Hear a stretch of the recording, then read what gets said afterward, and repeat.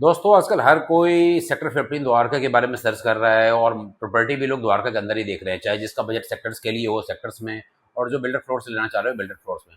But बहुत कम लोगों को इसके बारे में पता है कि what is sector 15, what is sector 14 और द्वारका के अंदर क्या इम्यूनिटीज आती है और कॉलोनियों में क्या होता है।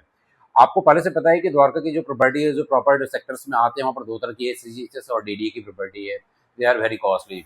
2 BHK के फ्लैट ही 1.5 पौने 2 करोड़ से स्टार्ट होकर 2.5 करोड़ तक जाते हैं। 3 BHK 2.5 से लेकर 3 साढ़े 3, अब तो कोई रेंज ही नहीं रह गई है प्रॉपर द्वारका में।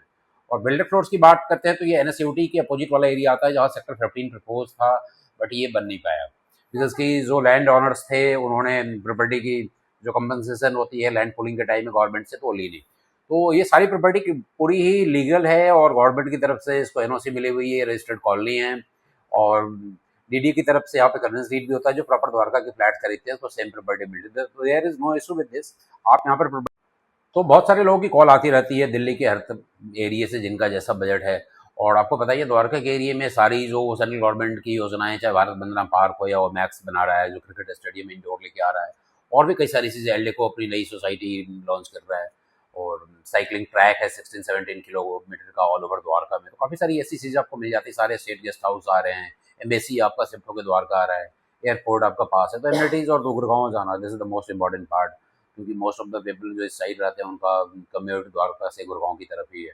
तो रोहिणी का एरिया हो, जनकपुरी हो, पश्चिम बिहार हो, सारे लोग द्वारका की तरफ देख रहे हैं नई प्रॉपर्टी।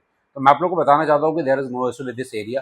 अगर आपका बजट 50-55 लाख से लेके 80-85-1 करोड़ तक का है तो आप यहाँ पर 3 बेडरूम के फ्लैट भी ले सकते हैं। 2 बेडरूम भी इसी रेंज में अब आ गए नए वाले, कुछ यूनिट्स आपको पुराने भी मिल जाते हैं रीसेल में, जो 40 से 50 लाख में आ जाते हैं। तो according to budget there is lots of option available here. और प्रॉपर्टी की लीगैलिटी की बात करें तो 99% प्रॉपर्टी लीगली यहाँ पे, चाहे कोई भी बिल्डर। बहुत सारे लोगों की क्वेरी होती है कि पहले तो एनएसआईटी होता था, दिस इज एनएसयूटी ना हो, तो अभी यूनिवर्सिटी का इसको एप्लीकेशन मिल गया है। पहले एक Netaji Subhash institute of technology हुआ करता था भारत सरकार का।